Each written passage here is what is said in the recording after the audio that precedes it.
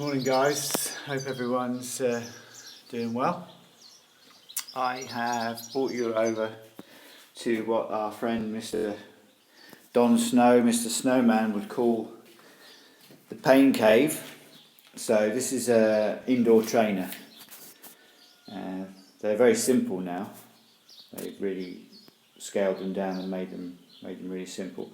And I've got my old mountain bike in the trainer, as you can see. Really doesn't matter what you have in there, as long as everything works properly. It's better to have something you can just set into the trainer and leave it in the trainer, really, rather than keep taking bikes in and out of the trainer. All you have to do with your bike is fit the skewer, which is this part here, the part that fits the wheel, into the bike, this part. You have to change it for their skewer because that fits into these retainers here on either side properly. So you just have to fit that to the bike, but apart from that the bike's just completely standard. That's the advantage. These are called wheel on trainers, so you don't have to take your rear wheel out. It's actually literally you put the bike into the trainer. There are other types which they have their own cassette and their own hub, and you take your rear wheel out and you put your chain around that and connect to that. But this is the best solution if you've got different types of bikes. Like I've got the gravel bike, which has got 700C wheels. I've got my mountain bike, which has got 29-inch wheels, and I've got this mountain bike, which has got 26-inch wheels. So it doesn't matter what size you have, because these arms that are coming up here, see if I can do it without disturbing everything, they rotate. So as I lift this, can you see how that is rotating up? So it will accommodate all different sizes of wheel. You just put the bike in and then you drop the bike down until it touches the roller at the back, and as you spin it drives that roller around.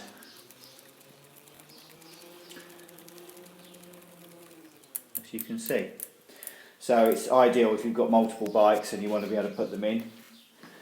Also it's obviously much more than just like an exercise bike, because this is, well, it's entirely different. But also Lisa wants to be able to ride an indoor bike as part of her fitness, so this is perfect. She'll be able to ride that. I can put the saddle right down on that and she can ride that and use that for exercise as well. And so these things are, in inverted commas, intelligent now.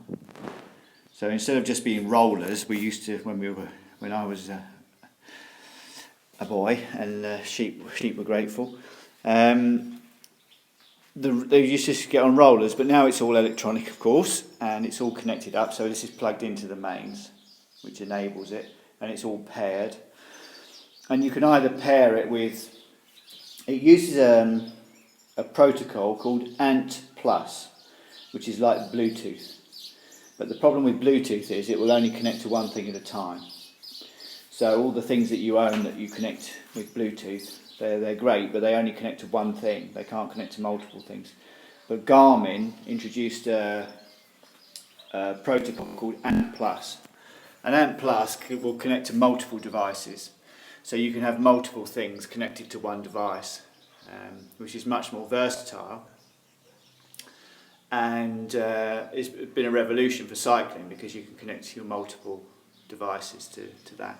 So as well as the trainer itself, which is made by Be Cool, which is a Spanish company, it's written on there. It's a Spanish company, and they sell a lot of their technology to the other manufacturers. They're actually quite a leading edge technology. And then we've got, why aren't we seeing that? Here we go. Yeah, this one. This is my heart rate monitor on a strap. So that goes around my chest. And if I wiggle it, actually if I put my hand against the back of it, there you go. You see it's flashing. So the blue light is Bluetooth. So it will connect with a Bluetooth device, and the red light is ANT+. So that's sending on both. So that will connect, it's picking up my heart rate, and that will connect to either Bluetooth or ANT+. So that's my heart rate monitor. And then on my pedal, let me show you on the inside here. And this is just on with a zip tie. There is the cadence monitor. So that's monitoring this going round. And that you might just see, that will be flashing inside that cover. It's got a waterproof cover on it, which it doesn't need actually in here, of course. Hang on. There we go. There, it's flashing there. You see it? You see it? Sorry. There we go. So there it's sending. So you can see the blue light, and there's a red light as well for ANT+. So that's sending its signal. And ordinarily I'd have a speedometer working on the same system, which would be on a hub, usually on the front hub. But obviously being on the indoor trainer, we don't need that, because the indoor trainer is picking up the speed from the rear wheel. As the rear wheel goes round, that's doing the speed here. So the indoor trainer is doing resistance, speed and mileage, kilometres, etc. So it's doing that part of it. We've got the cadence monitor on the pedal, monitoring how fast I'm spinning the pedals round, and we've got my my heart rate monitor here on the strap, which is giving my heart rate. And all of that information feeds to one of two things. It'll either feed to the computer, which is here. This is a Wahoo Element Bolt, which is the most amazing computer, really, really fabulous cycling computer. So I just move this mount over onto whichever bike I'm going to be riding, and use it on whichever bike. So it's just starting up now. So all of this will connect to the Element Bolt, and without making things too complicated, it's got various different workouts built in to this, or it will just record whatever workout you want. So it's connecting now to the trainer just made a little noise. If we go down here, we can scroll down and we can see these planned workouts which are built in, and this is the one I did yesterday, 20-minute FTP test. There's an 8-minute FTP test, a climbing session with Team Sky, which is now along, a mixed section with Team Sky, which is 50 minutes long, a sprinting session from Team Sky, and then we're back to the Wahoo. But the other thing you can do, quite amazingly, is you can, now how am I going to do, planned workouts. I have to remember, I'm new to this, so I have to remember where to find planned workouts. I don't think it's in planned workouts. I think this is just the pre-selected things. If I go back here a moment, sorry. If I go into history, so this is the ride I did on the 25th of April and the 22nd of April, etc. And then these are all stored in the computer, these rides. And if I go through the pages here,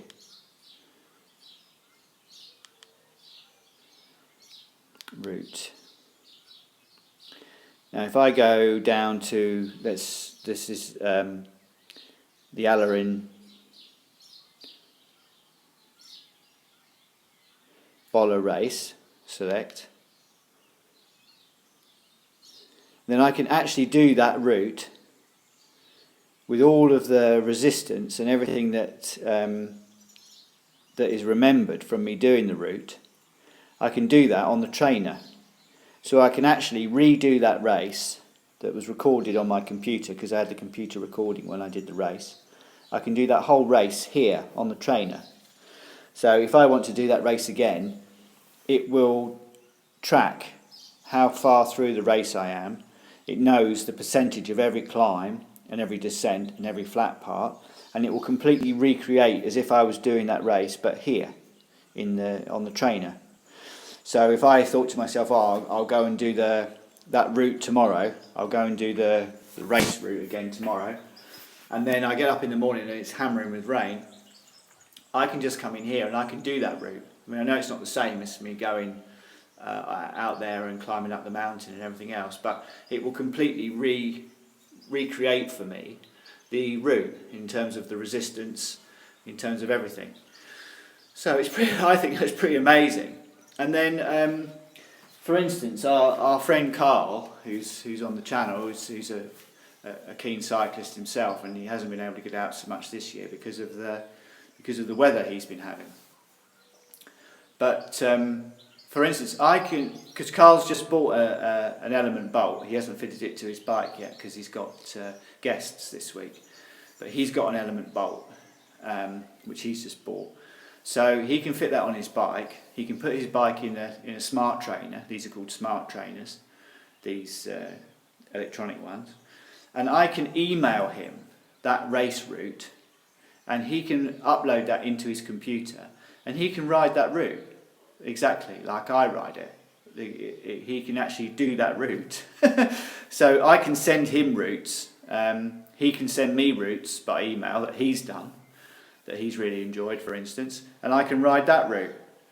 So, I mean, I find that quite amazing. I find it really incredible that I can do a fantastic race. And in theory, I mean, what you could do, of course, it's getting a little bit technological, but you could record the route on your computer. You could record the race, and you could record that race also on your GoPro, providing you had enough battery and card to record the whole race. I could send the route to Carl to upload onto his computer, and he could go on YouTube and ride it. I mean, all he has to do is press the button on the computer to start at the time that the gun goes when I set off, and he will be riding the route. He will be riding it, and he'll be feeling as if he's there. He'll be feeling the climbs, the descents. He'll be feeling everything. The only thing, unfortunately, he won't be able to do, which probably is quite easy, is to do it faster than me, because of course he'll go out of sync with the with the film. He'll only be able to ride it as fast as I rode it, because if he goes faster, he'll be out of sync. The computer will be right, but you'll have to fast forward on the YouTube video to where he is. So, Carl, don't go faster than me. So yeah, isn't that amazing? I mean, it's just incredible. I think it is anyway.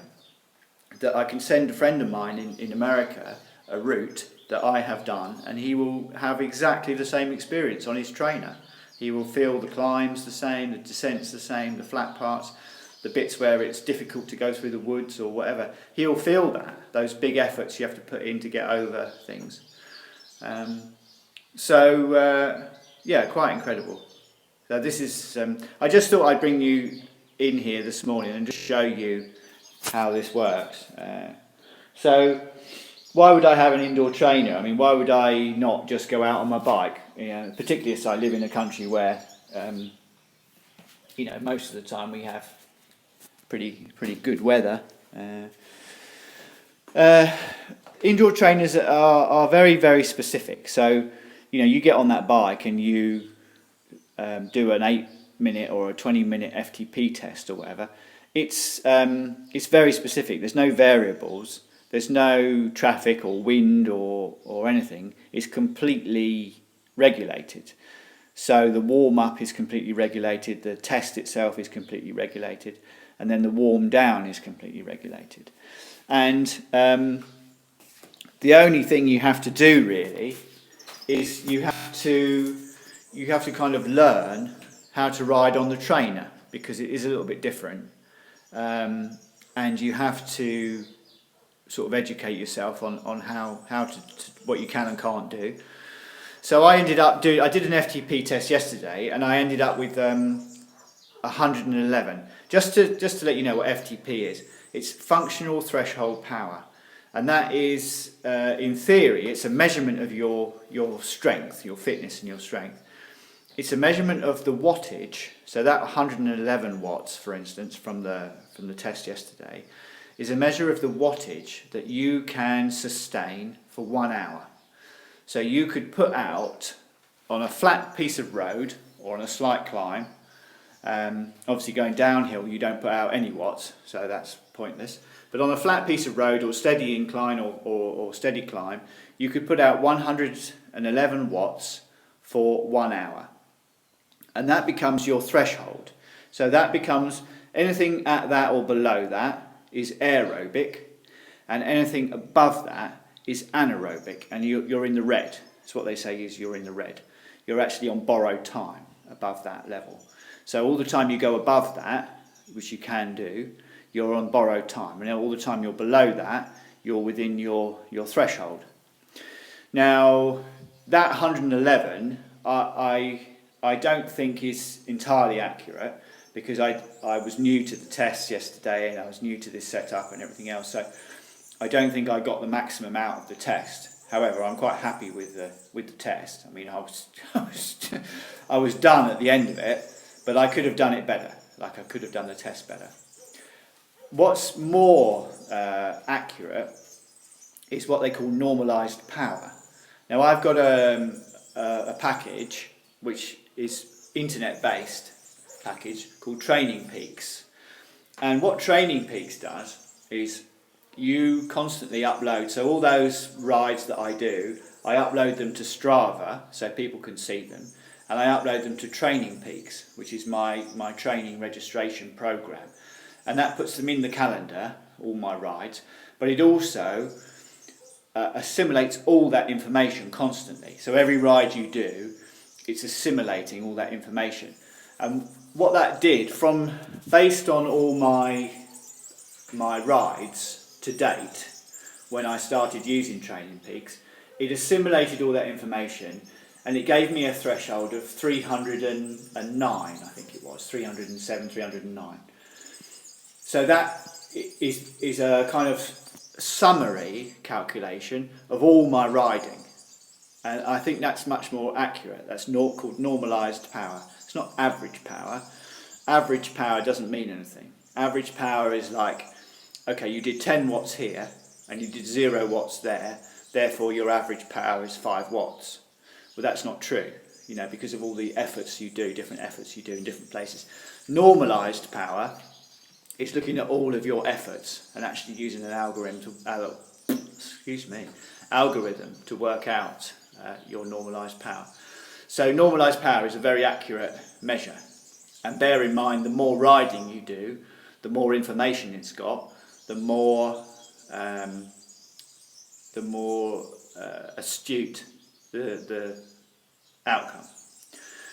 So I think that 307, 309, whatever it is, I haven't got it written down here, is more accurate, because that was based on something like 1,200 kilometres of riding on different bikes. So on the road, off the road, gravel, mountain bike, racing, training, all of those things. So I think that's probably more accurate. But they say that your FTP tests on your trainer will always be much lower than your actual FTP out when you're riding. And of course it doesn't factor in like the adrenaline factor. When you're racing, of course, there's an adrenaline factor of racing and variations. One day you might have the wind behind you, one day you might not. And on the trainer there's never any wind behind you, and there's never any variation. So apparently, from what I read, the trainer FTP is always going to be lower, but it doesn't matter, if there's a benchmark. So like yesterday, I set a benchmark of 111, so that's a benchmark, and now I'm going to try and improve on 111. It doesn't matter to me that it's maybe lower than my actual FTP. I'm not trying to prove anything, I'm just trying to improve.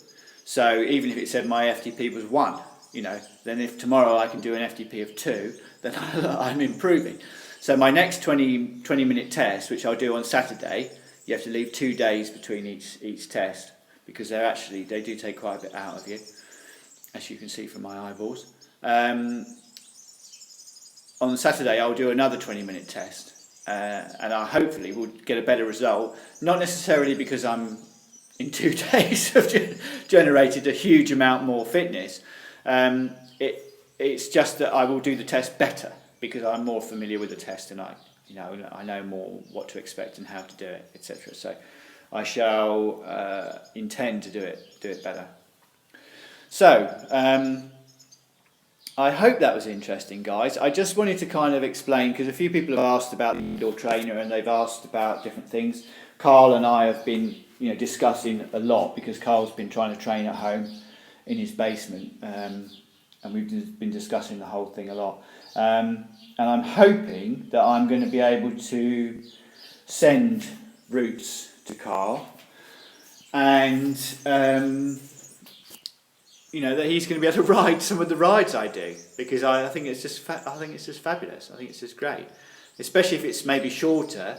Maybe if I do an hour, loop, work out an hour loop, do an hour loop, do a GoPro of that hour loop, with a real start time, and finish. So Carl can run the YouTube at the same time as he's connected to the computer. I mean, don't you just think that's amazing that he can do the ride? I mean, he's riding with me. It's just amazing. So I hope that was interesting, and it's a bit of an explanation. And what I would like to ask everybody, whoever's kind enough to watch this video, if they would like me to do a live session with me on the trainer, so you'll see what it's like. I mean, it's not pretty. You're talking towels, and a lot of sweat and no swearing.